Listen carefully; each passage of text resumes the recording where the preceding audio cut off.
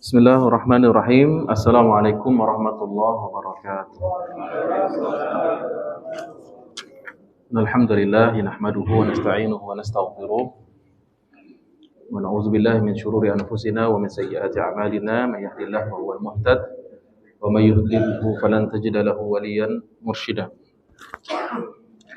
Asyhadu an la ilaha illallah wahdahu la syarika lah wa asyhadu anna Muhammadan 'abduhu wa rasuluh. Allahumma salli wa sallim wa barik ala hadzal nabiyil karim wa ala alihi wa sahbihi wa man ihtada bihadihi wa sanna bi sunnatihi ila yaumiddin. Amma ba'du, subhanaka la ilma lana illa ma 'allamtana innaka antal alimul hakim. Allahumma 'allimna ma yanfa'una wanfa'na bima 'allamtana wa zidna 'ilman ya rabbal alamin. Rabbi shrah li sadri wa yassir li amri wahlul 'uqdatam min lisani yafqahu qawli. Amma ba'd. Hadirin wal hadirat kaum muslimin dan muslimat, Bapak Ibu jemaah salat maghrib wal isya yang dirahmati oleh Allah. Bersyukur pada Allah Subhanahu wa taala dan selawat kepada Nabi Muhammad sallallahu alaihi wasallam.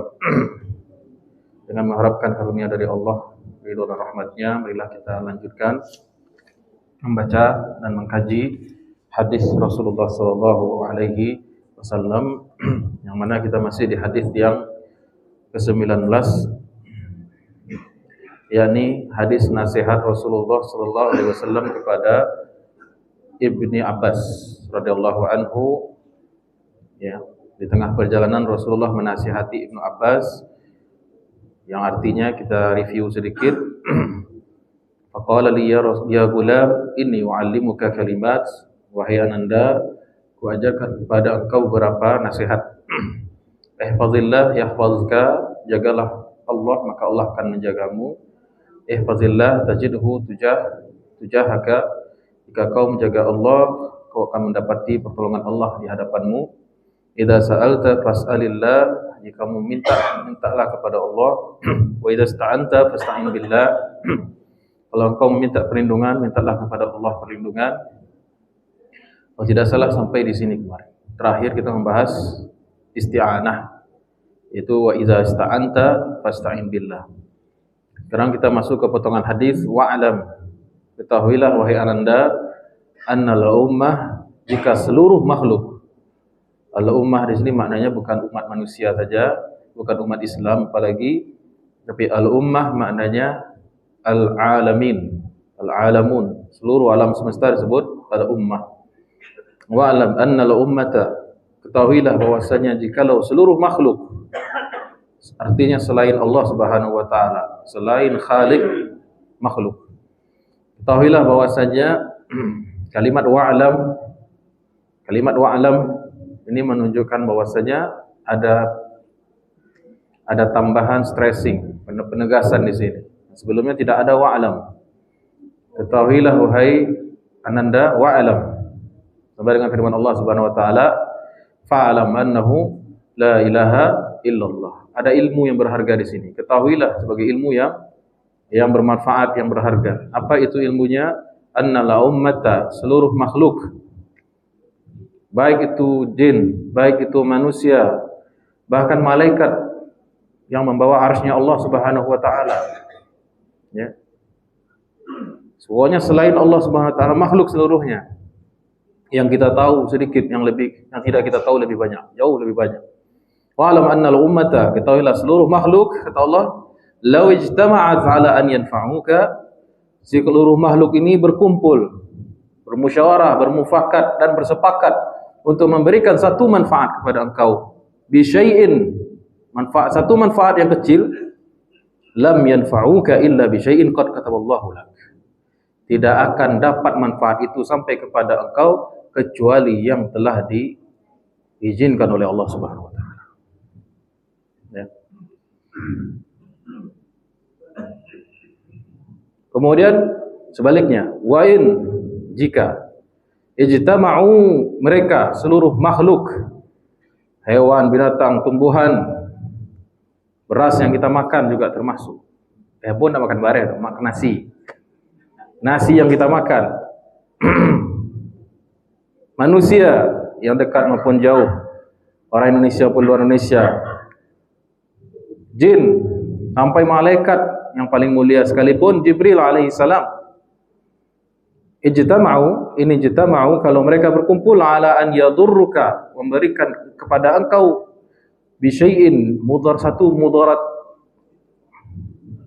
lam yadurruka, tidak akan mampu mereka semua itu untuk memberikan mudarat kepada engkau illa bisyai'in qad katabahu Allahu alaik, kecuali sesuatu yang telah melewati izinnya Allah Subhanahu wa taala. Ya. Ini bukan sekedar teori dari Rasulullah SAW, melainkan ini adalah prinsip keyakinan yang mestinya harus menghujam di dada setiap muslim. Bahwasanya hatinya tidak akan berpaling kepada satu hal, satu zat yang maha segala-galanya, yaitu Allah Subhanahu wa taala. Dan keyakinan ini mesti dibangun, Pak Ibu. Tidak bisa datang pengajian sekali langsung yakin. Haruslah dilatih, haruslah di riyadhah, kita latihan untuk. Dan ini salah satu yang menyebabkan kenapa para mujahid di Palestina itu tidak gentar sedikit pun. Kapanpun mereka tahu bahwasanya tak satu pun makhluk di dunia ini, termasuk juga roket-roket yang dilancarkan oleh pesawat tempur canggih Israel itu, tidak akan jatuh kepada dia, tidak akan mengenai dia kecuali atas izin Allah Subhanahu wa taala. Begitu juga segala bantuan dunia tidak akan bermanfaat jika seluruh dunia membantu nih. Tidak akan bermanfaat kecuali apa yang menjadi izin Allah Subhanahu wa taala. Jadi yang mereka kejar itu Allah. Kalau kita kehilangan Allah, artinya kita kehilangan segala-galanya. Walaupun kita punya seluruh relasi yang mungkin memberikan kita manfaat, tapi satu relasi yang kita hilangkan, yaitu Allah Subhanahu wa taala, maka enggak ada gunanya semuanya. Jadi apabila kita memiliki seluruh musuh, seluruh makhluk jadi musuh awak, tapi jiwa kawannya, satu saja yang kita pegang, ridho Allah, maka tidak akan memberikan, tidak akan copot satu helai rambut pun dari tubuh kita. Ini keyakinan yang dibangun oleh Rasulullah SAW, dan ini diajarkan pada Ibnu Abbas umur masih 9 tahun. Maka wajar generasi emas muncul setelah zaman, karena didikannya seperti ini. Dan itu juga yang terjadi pada orang-orang di Palestina, kaum muslimin di Gaza khususnya, di Gaza. Baik.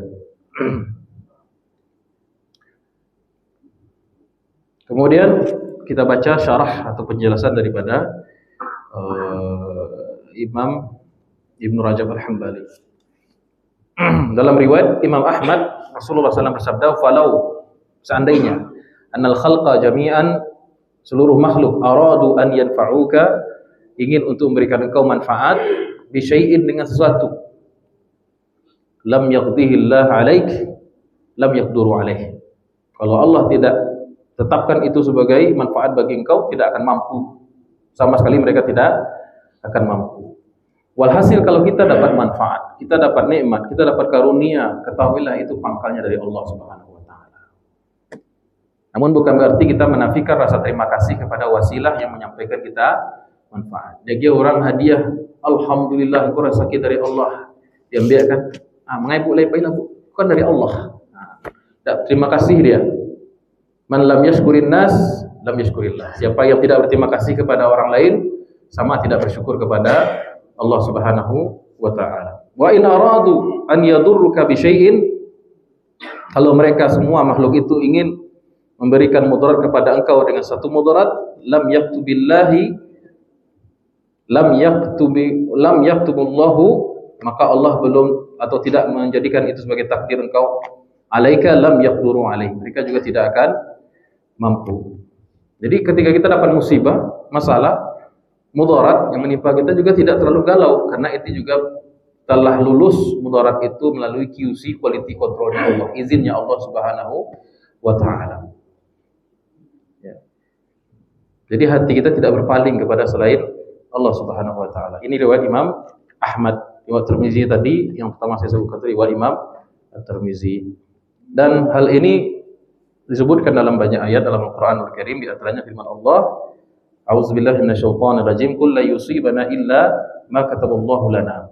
Katakanlah, la yusibana, tidak akan ada yang mampu menimpa kami, mengenai kami, illa ma kataballahu lana, kecuali yang telah ditetapkan Allah untuk kami. Dan bagi seorang muslim, semua ketetapan Allah baginya itu semua baik. Bagi seorang muslim, apa yang Allah tetapkan bagi dirinya itu adalah semuanya baik, tidak ada yang salah. Ma asaba min musibatin fil ardi wala fi anfusikum. Dan tidaklah ada musibah yang terjadi di muka bumi wala fi anfusikum, termasuk juga musibah yang mengenai dirimu sendiri, kata Allah, illa fi kitabim min qabli an nabra'aha, kecuali memang sudah ada dalam kitab, itu Lauhul Mahfuz, sebelum kami menciptakannya. Jadi sebelum alam semesta ini ada, sudah ada Lauhul Mahfuz, yaitu catatan Allah Subhanahu wa taala mengenai maqadir al-khalq, mengenai takdir seluruh makhluk. Dan itu yang terbaik menurut ilmu Allah Subhanahu wa taala melalui kebijaksanaan, menurut kebijaksanaan Allah Subhanahu wa taala, menurut rahmatnya Allah Subhanahu wa taala. Kemudian firman Allah Subhanahu wa taala, "Qul law kuntum fi buyutikum labarazal ladzi kutiba alaihimul qatl ila madaji'ikum." Ini berkaitan dengan perang. Jadi orang-orang munafik ini enggan berperang, ikut berjihad bersama Rasulullah sallallahu alaihi wasallam. Alasannya, nanti kalau kami jihad nanti mati tengah perjalanan atau ketika di medan pertempuran. Kata Allah, kalau memang jihad itu sudah, kematian itu sudah ditetapkan bagi seorang hamba, maka walaupun di kasur pun mati juga. Bukan masalah kamu perang mati kemudian di rumah enggak mati gitu. Ketetapan Allah Subhanahu wa taala telah baku, telah tetap, ya. Malahan sebagian sahabat seperti Khalid bin Walid, entah berapa puluh kali perang, jenderal pula di depan pula. Khalid bin Walid tidak meninggal di medan perang, meninggalnya di kasur, di atas kasur, sehingga ketika beliau sakaratul maut menjelang meninggal nangis, Pak. Kenapa nangis? Saya mengharapkan syahid di setiap kali saya berperang, justru saya meninggalnya di atas kasur. Ya. Kalau orang munafik terbalik, disuruh jihad perang malah nangis. Ya. Jadi justru mereka menangis. Dan terakhir saya nonton video ibu-ibu dari Palestina itu keluar dari kantor, dia perawat, sambil teriak, sambil senang kali itu mendengar suaminya syahid. Ya, suami saya syahid. Jadi syahid itu kayak orang gembira habis lulus kuliah gitu rasanya, itu dapat pekerjaan gitu. Suami saya syahid, anak saya syahid. Gitu. Baik. Kemudian firman Allah Subhanahu wa taala, nah, kemudian hadis Rasulullah SAW diriwayatkan Imam Ahmad dari Abi Darda radhiyallahu anhu, Nabi sallallahu alaihi wasallam qala, "Inna likulli syai'in haqiqah." Sesungguhnya segala sesuatu itu ada hakikatnya. Wa ma balagha 'abdun haqiqatal iman, dan tidaklah seorang hamba sampai kepada hakikat iman hatta ya'lam anna ma asabahu lam yakun liyukhti. Sesuatu itu, segala sesuatu ada hakikatnya, dan tidaklah seorang hamba mencapai hakikat daripada iman kepada Allah sampai dia tahu bahwasanya apa yang menimpanya tidak akan luput, tidak akan meleset. Wa anna ma akhta'uhu, dan apa yang meleset daripadanya lam yakun liyusibah, dan tidak akan mengenainya. Baik. Kemudian Imam Ibnu Rajab di sini memberikan kesimpulan, kata-kata beliau sangat indah sekali menurut saya, sangat dalam sekali, deep. Apa kata beliau? Wa alam, ketahuilah, madar jami' anna madara jami'i hadhihi al-wasiyah ala hadzal asl. Ada satu esensi yang ingin seluruh kalamnya Nabi sallallahu alaihi wasallam ini ada memiliki sebuah esensi, hakikat. Wa ma zakara qablahu wa ba'dahu wa huwa mutafarri'un alaihi wa raji'un ilaihi. Dan penjelasan sebelum dan sesudahnya itu akan kembali kepada satu hal ini. Apa itu? Apa itu, hai Imam? Apa kata beliau? Fa innal 'abda, maka bagi seorang muslim, seorang hamba, iza alima annahu lan yusibahu illa ma kataballahu lahu min khairin wa syarrin wa naf'in wa dhar. Kalau seorang hamba tahu bahwasanya jikalau seorang hamba mengetahui bahwasanya tidaklah sesuatu akan menimpa dirinya kecuali yang telah Allah tetapkan baginya, baik itu perkara yang dia sukai maupun yang jelek, yang tidak dia sukai maupun itu manfaat atau mudarat. Wa anna ijtihadal khalqi kullahum ala khilafil maqdur ghairu mufid albattah. Bahwasanya segala usaha, niat, perbuatan makhluk seluruhnya itu semuanya itu sebenarnya berselisih dengan apa yang telah Allah tetapkan padanya. Wa alima hina izin anallahu wahdahu wal dar, maka pada saat itu dia mengetahui bahwasanya Allah lah salah satu-satunya zat yang maha memberikan mudarat, wan nafi'u, dan Allah lah zat yang satu-satunya yang maha memberikan manfaat, al mu'ti wal mani, Allah satu-satunya yang mampu memberi dan Allah satu-satunya zat yang mampu menahan. Kalau dia tahu bahwasanya apa yang menimpa dia itu adalah ketetapan Allah Subhanahu wa taala, bahwasanya seluruh makhluk ini hanyalah ujian. Ya. Pada hakikatnya makhluk tidak mampu berbuat apa-apa baginya untuk memberikan manfaat dan mudarat, maka di saat itu dia tahu hakikatnya yang mampu memberikan manfaat hanyalah Allah saja. Yang mampu memberikan mudarat itu juga atas izin Allah saja. Yang mampu memberi hanyalah Allah saja. Yang mampu menahan juga hanya Allah saja. Tidak ada yang lain. Ya. Fa'aujaba dzalika lil 'abdi tauhida rabbih azza wa. Maka muncullah sifat tauhid. Maka muncullah tauhid dalam diri seorang hamba kalau dia sudah menyadari hal ini. Maka fokus dia kepada Allah, tidak lagi fokus kepada makhluknya Allah Subhanahu wa taala. Kita ini capek, kita ini lelah karena kita berfokus kepada manfaat yang rasa-rasanya datang dari orang, bukan dari Allah Subhanahu wa taala. Kita berlari dari mudarat, padahal mudarat itu yang mampu menyingkap dan menghalanginya hanya Allah Subhanahu wa taala. Maka mengkristallah tauhid seorang muslim dalam hatinya kalau mengetahui hakikat ini.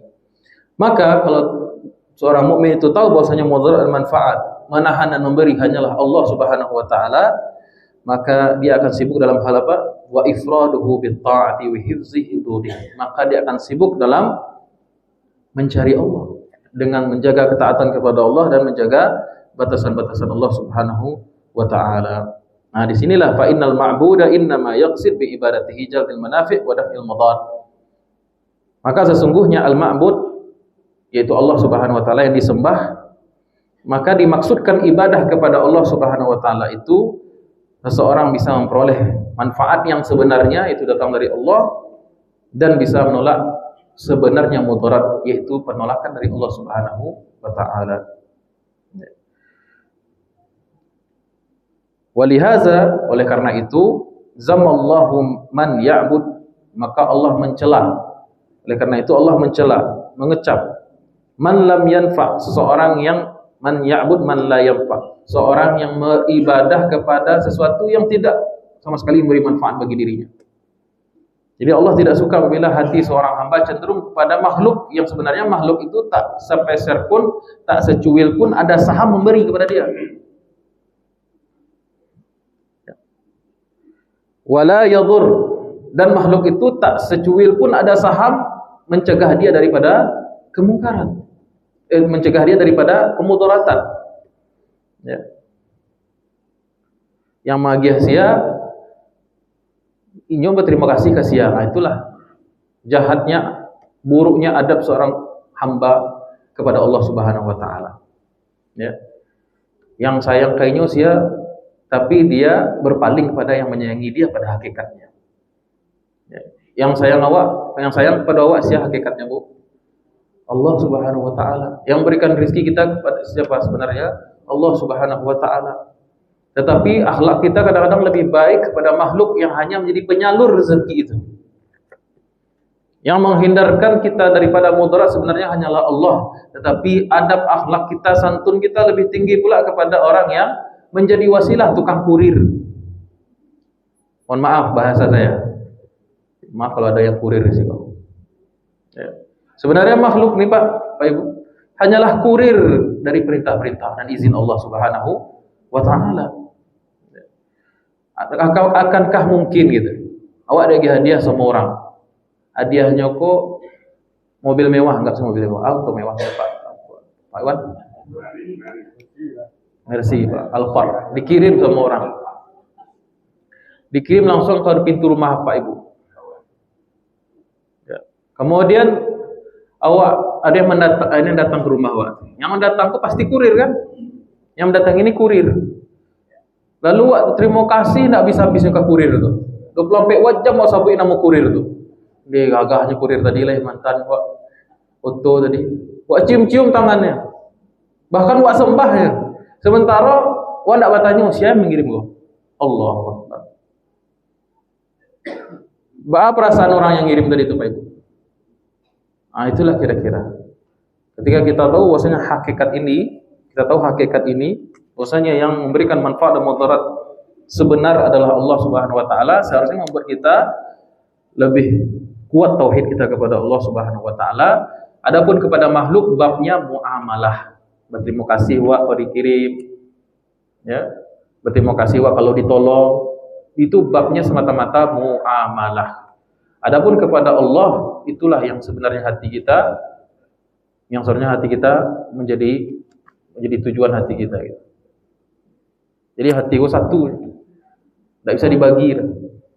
Adapun dengan makhluk hanyalah dalam bab muamalah. Walaupun kita minta tolong kepada orang, itu minta tolong dalam bab muamalah, bukan dalam bab akidah, keyakinan di dalam hati. Hati tak bergeser. Baik, oleh karena itu Allah mencela bagi siapa yang beribadah hatinya sudah kecurian sama makhluk, kepada makhluk yang sebenarnya tidak memberikan manfaat dan mudarat kepada dirinya. Makanya Allah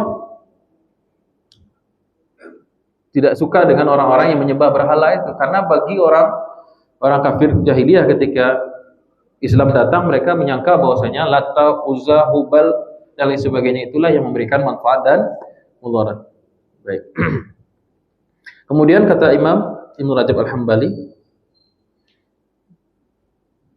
"Faman ya'lam," siapa yang mengetahui annahu la yanfa' wa la yadur wa la yu'ti wa la yamna' ghairullah, dan siapa yang mengetahui bahwasanya tidak ada yang mampu memberikan manfaat dan memberikan mudarat, tidak ada yang mampu memberi atau menahan kecuali Allah, aujaba lahu zalika ifraduhu bil khauf, maka otomatis muncul sifat-sifat mulia. Ketika orang tahu hakikat ini, akan muncul dalam hatinya sifat-sifat yang mulia. Apa itu? Ifraduhu bil khauf, yang dia takuti hanya Allah. Karena apa-apa izinnya Allah. Yang Allah kemana kalau hilang, apa masalah? Semua orang memberi manfaat, kalau Allah tidak ACC kan mengapa? Semua orang ingin melindungi kita, tapi Allah yang membongkar semuanya. Iko intinya mana? Yaitu la ilaha illallah. Maka inilah takut yang benar, yaitu takut atas dasar tauhid. Maka muncul sifat, yaitu diantaranya ifraduhu bil khauf. Takutnya satu-satu ya Allah saja. Kita terlalu banyak ketakutan, si A takut, si B takut, si C takut seolahnya, karena makhluk itu banyak dan bersarang di hati kita. Sebenarnya hapus semuanya, fokuskan kepada takut kepada Allah Subhanahu wa taala. War raja, maka dia bertauhid dalam hal raja. Raja apa itu raja?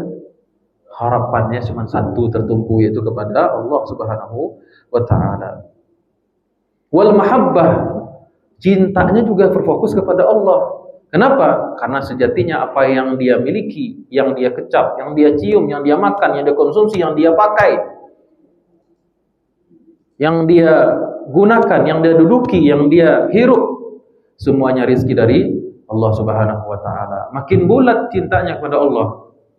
Karena sebenarnya yang lain itu hanya kurir yang menghantarkan saja. Sejatinya yang mengirim terus-menerus itu ada satu nama, yaitu Allah Subhanahu wa taala. Wasu'al, begitu juga dengan ifradu bis su'al. Dia akan mentauhidkan dalam meminta. Maka kata Nabi SAW sebelumnya, idza sa'alta fas'alillah. Kalau minta, mintalah hanya kepada Allah Subhanahu wa taala. Orang kalau memberi kita pastilah minta ACC dari Allah Titi. Semua makhluk kalau ingin memberikan kita mudarat pastilah harus atas izin Allah Subhanahu wa taala. Kemudian wat tadarru, tauhidnya dalam tadarru, yaitu merendah hanya kepada Allah Subhanahu wa taala. Wad du'a, dan dia meminta juga hanya kepada Allah Subhanahu wa taala, memohonnya hanya kepada Allah. Jadi dari satu hadis ini, Pak Ibu, makanya panjang kita membahas di sini, itu padat sekali. Nah, berapa pekan, karena 2 bulan kali Pak Ibu ya. 2 bulan kita membahas ini. Karena memang ini banyak sekali uraiannya. Kalau mau skip saja, mau lewat saja, sayang betul rasanya. Ya. Jadi satu hadis ini, satu amalan ini bisa menimbulkan amalan yang lain. Satu hadis yaitu satu potongan hadis pula bisa memunculkan sifat-sifat yaitu al-khauf, rasa takut yang terfokus hanya pada Allah, wal raja, harapan ditumpukan hanya pada Allah, wal mahabbah, cinta juga hanya kepada Allah, was su'al, meminta hanya kepada Allah, wa tadarru, dan merendah hanya kepada Allah, wa du'a, dan memohon hanya kepada Allah, wa taqdimu ta'atihi ala ta'atil khalqi jami'an. Begitu juga dia akan mendahulukan ketaatan kepada Allah dibandingkan ketaatan kepada selain Allah. Kalau ada bos mengatakan A, sementara kata bos ko berlawanan dengan kata maha bos. Wakir kira Pak. Kok bos ketek konya? Kok bos ketek padahal konya? Tapi wak sanggup memboskan yang bos ketek, menggadangkan bos yang ketek, dan mengetekkan bos yang gadang. Nah, ini masalah. Mau gubernur, presiden, peduli amat. Dia akan mendahulukan ketaatan kepada yang maha bos. Itu Allah Subhanahu wa taala jalla jalaluhu. Baik. Wa ayattaqi sukhtahu, dan dia akan menjauhi murkanya Allah. Wa yattaqi walau kana fihi sukhtul khalqi jami'an. Dia lebih takut murkanya Allah dibandingkan murka selain Allah. Kadang manusia ini lebih takut marahnya bos, tapi tidak takut marahnya yang maha bos. Ya. Wa ifraduhu bil isti'anati, begitu juga dia akan bertauhid dalam isti'anah, meminta hanya kepada Allah. Wa su'allahu wal ikhlas, sama dengan yang tadi. Fil hali syiddati wa halir rakha, baik dalam keadaan susah maupun keadaan senang, dalam keadaan lapang maupun keadaan sempit. Ya, karena keadaan boleh berubah, yang Allah tetap satu.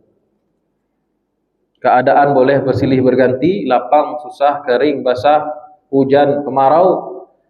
Semuanya ini hanya variabel yang menguji keimanan seseorang. Yang Tuhannya tetap satu, tidak akan tidur. La ta'khudhuhu sinatun wa la naum. Allah tidak ngantuk, bahkan sinah. Sinah itu ngantuk. Permulaan tidur. Lalu kuku, itu namanya sinah. Lalu oleh kuku itu namanya sinatun. Wala naum, kalau naum itu bakal ruah. Kode untuk yang ngantuk. La ta'khudhuhu sinatun wa la naum. Bahkan Allah jangankan tidur, ngantuk pun tidak. Sebagian orang menyangka Allah itu tidur, Pak. Sebagian manusia menyangka Tuhan itu tertidur, sehingga dia dengan bebasnya berbuat onar, sehingga dengan santainya dia mengambil hak hamba Allah yang lain, sehingga dengan enaknya dia menzalimi orang lain. Itu kan menganggap Allah lalu. Nabi Kula, Allah lalu jago lain. Ya. Menganggap Allah itu buta, Allah itu tuli. Ini kezaliman, ini dosa besar. Semuanya berpangkal terhadap tidak adanya ilmu tentang tauhid. Berpangkal dari kejahiliahannya tauhid seseorang, iman seseorang. Baik. Kemudian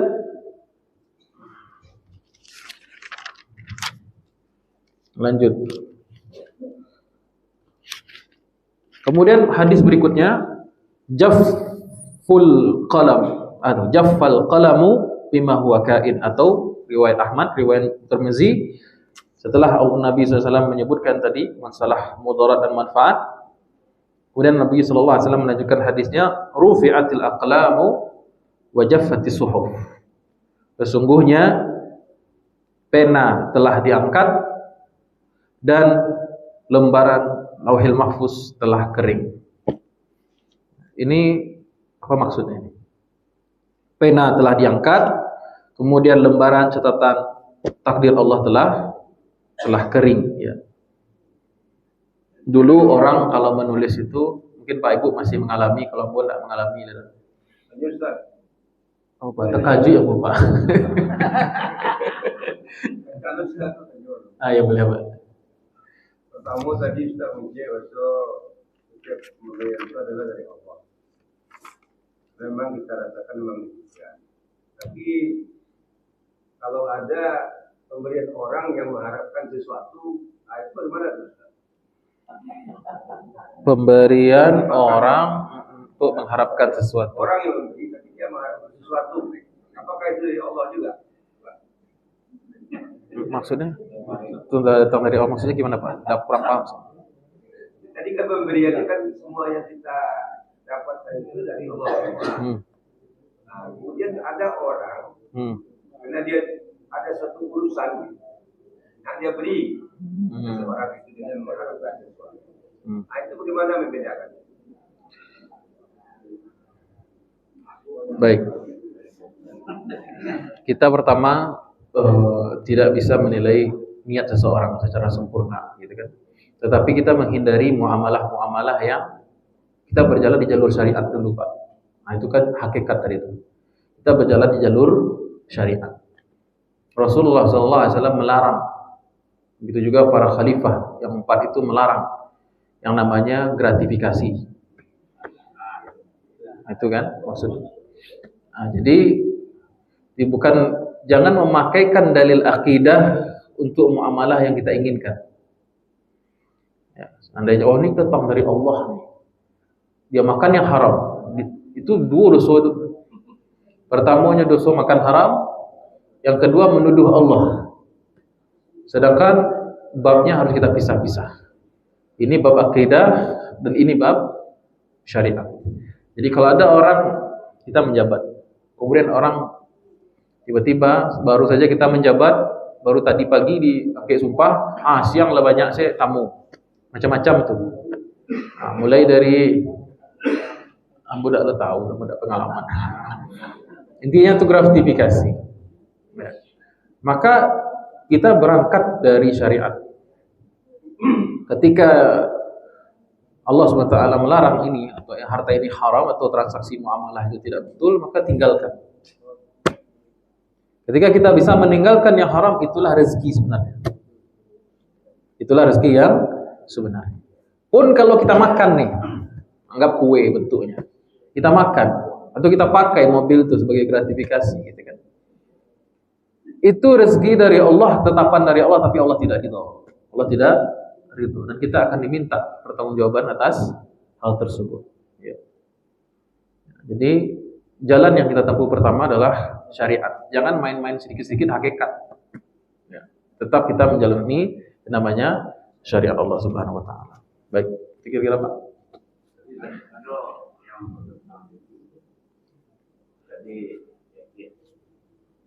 Jadi orang tua pensiun bisa sambut.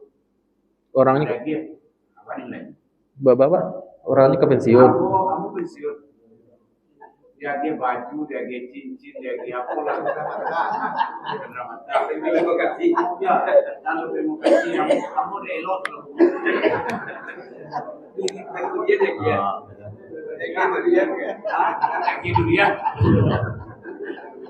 Durian. Kita pasti bisa membedakan Pak, mana pemberian yang ada sinyal-sinyal jelek dan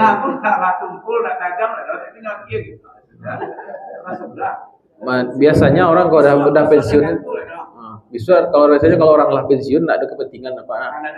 Aku malah dagiahnya. Berarti indikatornya itu pemberian murni, bukan hadiah, bukan. Ya. Alhamdulillah. Awak dah ngakabas lah sana, Pak. Awak dah ngakabas lah sana.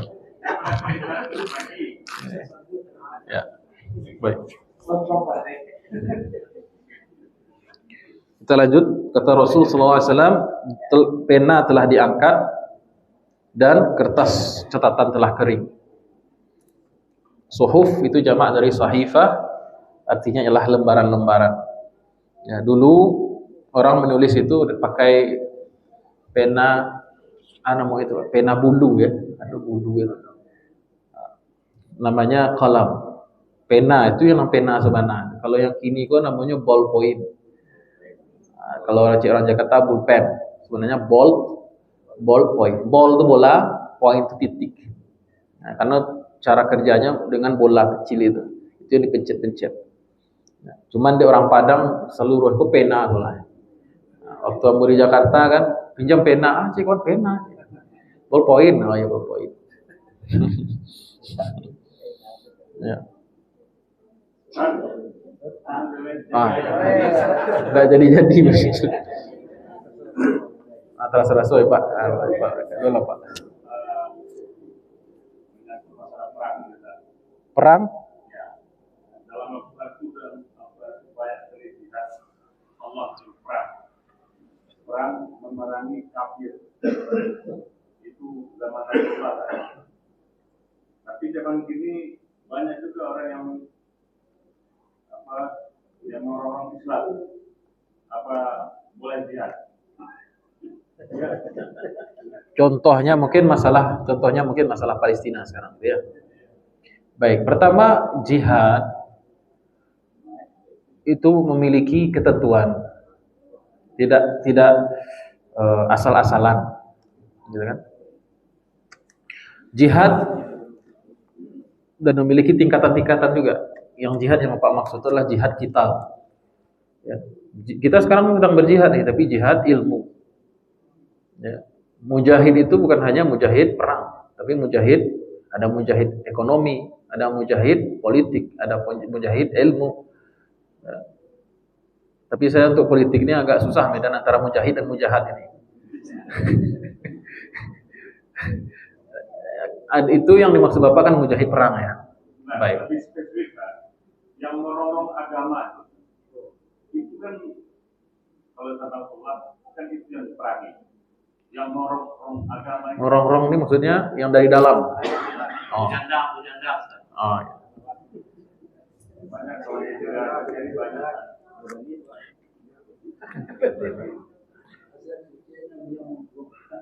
Makanya penjelasan dalam Al-Quranul Karim, kalau sudah bicara tentang klasifikasi manusia, ayat terpanjang itu adalah soal munafik.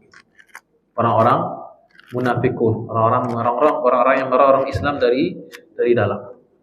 Nah, muamalah Islam terhadap orang munafik ini contoh Rasulullah SAW. Orang munafik ini tidak ditangkap oleh Rasulullah. Orang munafik ini tidak dieksekusi, kecuali yang sudah berkaitan langsung dengan misalnya spionase, pengkhianatan dan lain sebagainya. Tapi yang orang munafikin ini dibina oleh Rasulullah SAW, didoakan oleh Rasulullah SAW. Nah, kenapa begitu? Karena orang munafik ini di zaman Rasulullah SAW berpakaian, berperilaku secara zahir seperti orang Islam. Nah, kalau kita lihat perilaku orang-orang zaman sekarang, ada yang perilakunya seperti orang-orang munafik, itu saya rasa perlu ada pendekatan khusus, Pak. Tidak bisa kita nilai dari media sosial saja. Nah, saya tahu ada beberapa nama yang sepertinya ujarannya itu seperti orang-orang munafik. Tapi setelah saya kaji-kaji, saya tahu orangnya langsung, ya tidak begitu. Bahkan dia sudah dalam keadaan yang baik, sudah lebih baik lah dalam ini komunikasi. Jadi pertama, menuduh orang munafik itu sebenarnya berbahaya, Pak. Sangat berbahaya. Kenapa begitu? Rasulullah melarang. Tidak ada urusannya itu kita menilai orang itu munafik, orang ini fasik, jangan. Rasulullah SAW bersabda, "Man qala li akhihi ya kafir," siapa yang menyebut saudaranya wahai kafir, qad ba'a biha ahaduhuma, maka akan kembali kekafiran itu kepada salah seorang daripada yang Yang menyampaikan atau yang disampaikan. Bayangkan, kafir saja ngomong kafir ke orang lain itu berbahaya, apalagi bisa menyebabkan seorang su'ul khatimah. Woi kafir, ternyata orang itu tidak kafir. Cuman dari berita-berita berseliweran kita katakan dia kafir. Yang memvonis kafir ini sebenarnya bukan muslim antar muslim. Ini bahaya, ini pemahaman khawarij. Sehingga kalau main vonis saja kita sama kita orang Islam, maka akan lahir step berikutnya yang paling berbahaya, yaitu takfir. Yaitu mengkafir-kafirkan. Setelah itu ada lagi namanya menghalalkan darah. Kalau sudah kafir itu halal darahnya. Yang menyatakan seseorang itu kafir itu hanya pengadilan sebenarnya, majelis hakim. Itu yang menyatakan seorang itu keluar daripada al-Islam. Kalau seorang muslim mudah mengatakan kafir pada orang lain, maka akan terjadi chaos, masyarakat akan menjadi kacau balau. Nah, jadi apa tadi itu? Mana sambungannya tadi itu? Nah, surat Isya sambungannya. Gimana Pak? Gimana Pak Mai? Itu kira-kira. Ya, makanya barangkali Iya. 4 mata Pak ya? 6 mata, kacamata. Ya ngopi wal. Subhanakallahumma rabbana bihamdika asyhadu an la ilaha illa anta astaghfiruka wa atubu ilaik. Banyak maaf. Assalamualaikum warahmatullahi wabarakatuh.